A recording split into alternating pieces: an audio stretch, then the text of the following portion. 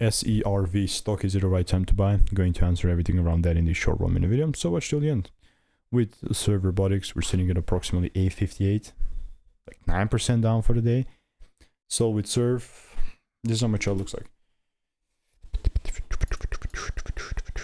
So I had like a bullish idea here, and overall that turned out to be great, even for the like start of the day here. Honestly, like 24th of July was kind of moving good, and then started going down, which kind of sucks. But honestly, yeah, like what else could I do except just wait it out? Because this is already like risk-free, and it's not an opportunity that I could have taken like a double break approach for. So it's just a bullish bias that I have here, you know.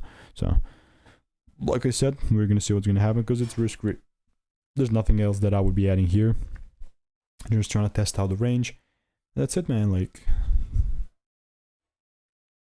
this is like a bullish range as long as we stay above this level for me, above 672.